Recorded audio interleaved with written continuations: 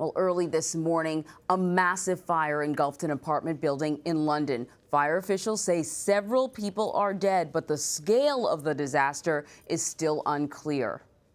At this time, I am very sad to confirm that there have been a number of fatalities. I cannot confirm the number at this time due to the size and complexity of this building. The 24-story building contains 120 homes, and nearly every floor of the building was affected. At least 50 people have been taken to area hospitals. Neighbors said they could hear cries for help coming from inside the building, with people doing anything they could to escape. I mean, I live down there, about a 5-minute walk away, and we could hear people screaming, help me, and flashing their phone lights to let people know that they were there. It's just helpless. The Grenfell Tower is located in West London, and that is where Jonathan Vigliotti is this morning. Jonathan, good morning.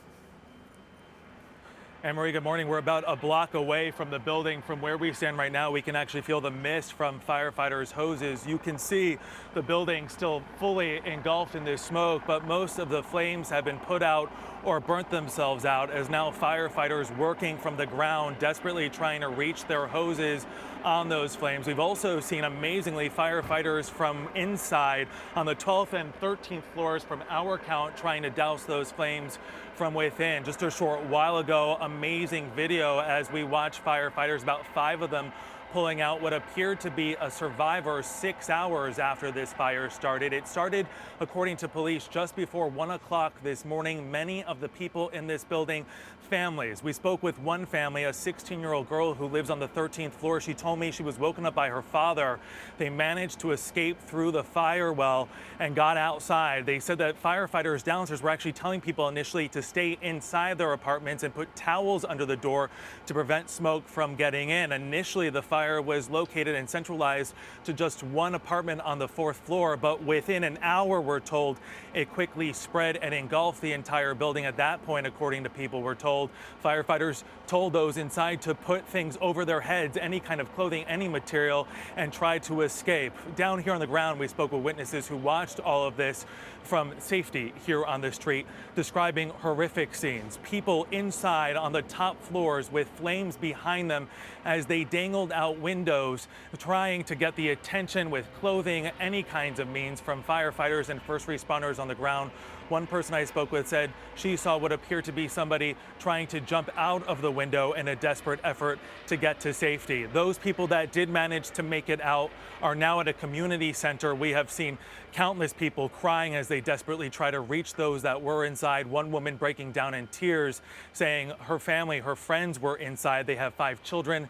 She has still not heard word from them. At this point, no word what caused this fire. We do know it appears to have started in one apartment on the 4th floor, but we don't know why it also quickly escalated to the entire building. Firefighters, about 200 of them, remain here on the scene. We do hear the occasional explosion from these fires crackling inside these apartments as they continue desperately to contain the situation. Anne-Marie. Well, Jonathan, I can see behind you flames in the windows there, still burning. The building looks utterly destroyed, and from some of the shots, I can see it's a residential area. There are other shorter buildings surrounding it. Is there a concern that this structure could come down? Yeah, it's a good question, and initially there was that concern, and as you look at this building, you can only imagine structurally it looks incredibly unsafe. Police have cordoned off several blocks surrounding this apartment complex. The train station, which runs adjacent to the building, has also been closed off, but at this hour where we are, we can clearly see right down into the area where firefighters have been going in as they try to tackle this fire. Firefighters still remain here on scene, which leads us to believe, as we look at this, that it is structurally safe enough for firefighters to continue to carry out that work. But of course, that concern about the safety of this building, whether or not it could collapse, a looming threat and a concern for those in this immediate area. All right, Jonathan, you're going to continue to cover this story. We will see you a little later on this morning on CBS This Morning. Thank you so much for the update. Jonathan Vigliotti in London.